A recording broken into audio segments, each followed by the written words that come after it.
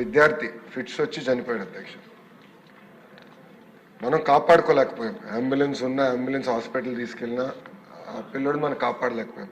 కానీ దాని వెనకాల ఏదో ఉందని కావాలని కొన్ని స్టూడెంట్ యూనియన్స్ అక్కడ పాఠాలు జరగకుండా ఇబ్బంది పెడతాం. చాలా చాలా బాధాకరం అధ్యక్ష. ప్రభుత్వం వినేదానికి సిద్ధంగా ఉంది. తప్పు జరిగితే సరిదిద్దుకునేదానికి కూడా మేము సిద్ధంగా ఉన్నాం. కానీ ఎక్కడైతే ఎలాంటి తప్పు జరగలేదో అక్కడ రాజకీయాలు చేస్తాం కరెక్ట్ కాదని నేను బలంగా నమ్ముతున్నా అధ్యక్ష. అందుకే ఇప్పుడు విద్యార్థి సంఘాలు కానివ్వండి, వాళ్ళ నాయకులను కూడా కోరేది మొత్తం ఉన్నత విద్య కానివ్వండి, మనం అందరం కలిసికట్టుగా బలోపేతం చేయాలి, మెరుగుపరచుకోవాల్సిన అవసరం మనందరిపైన ఉంది. మీరు కూడా దీంట్లో భాగస్వాములే.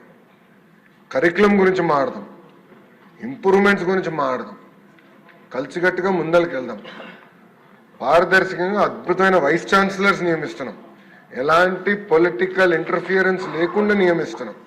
ఎందుకు చేస్తున్నాం అంటే Andhra university among the top 100 యూనివర్సిటీగా తీర్చిదిద్దాలనే టార్గెట్ గౌరవ ముఖ్యమంత్రి నారా చంద్రబాబు నాయుడు గారు నాకు ఇచ్చారు అధ్యక్ష. ఇక్కడ ఏమవుతుందంటే కొంతమంది వాళ్ళ స్వార్థం కోసం కావాలని విశ్వవిద్యాలయాల్లో ఇలాంటి కార్యక్రమాలు చేస్తాం. చాలా చాలా బాధాకరం. ఈ హౌస్ నుంచి కూడా వాళ్ళని కోరుతున్నాను, రండి కూర్చోండి, మన సమస్యలు మనమే పరిష్కరించుకోవాలి తప్ప పెద్ద పోరాటాలు చేయాల్సిన అవసరం లేదు. గత ప్రభుత్వంలో కాదు, ఎక్కడ మేము ఆంక్షలు పెట్టట్లేదు, పోలీసులను పెట్టట్లేదు.